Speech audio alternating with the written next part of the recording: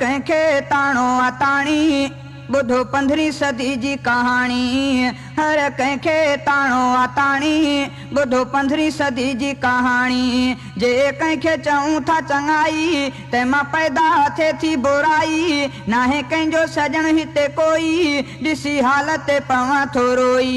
रहियो मुल्क में राणो न राणी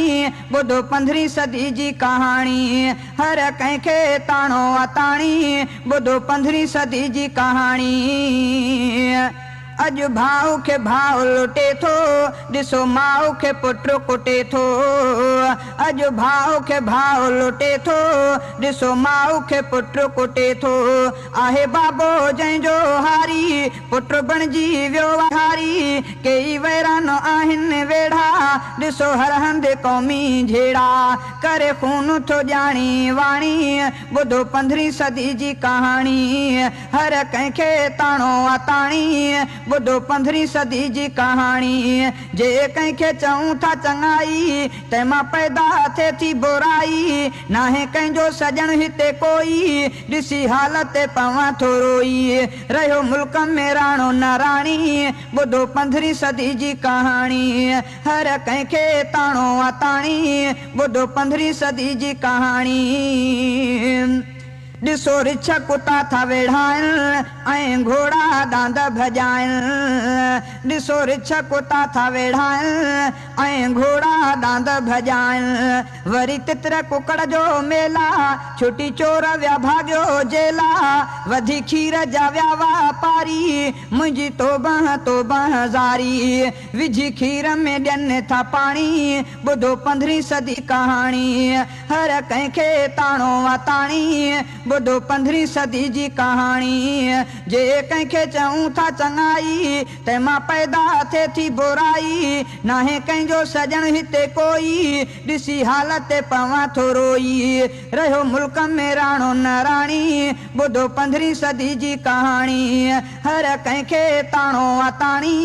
ॿुधो 15वीं सदी जी कहाणी अॼु फ़ैसिलो खानो करे थो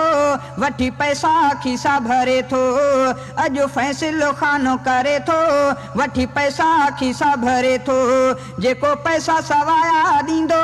तंहिंजे हक़ में फ़ैसिलो थींदो अॼु हीणे खे हर को थो ॾे थो करे ॾाढे खे साईं सॾे थो रहियो नाहे यतीम जो साणी ॿुधो 15वीं सदी जी कहाणी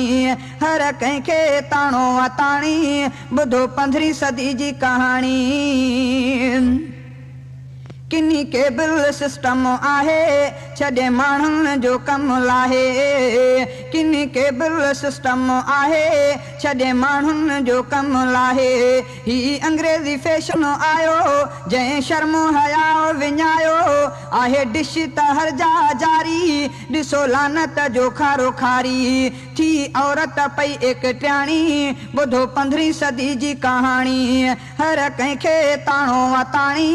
ॿुधो 15वीं सदी जी कहाणी जे कंहिंखे चऊं था चङाई तंहिंमां पैदा थिए थी बुराई नाहे कंहिंजो सजण हिते कोई ॾिसी हालत पवां थो रोई रहियो मुल्क में राणो न राणी ॿुधो 15वीं सदी जी कहाणी हर कंहिंखे ताणो आहे ताणी ॿुधो 15वीं सदी जी कहाणी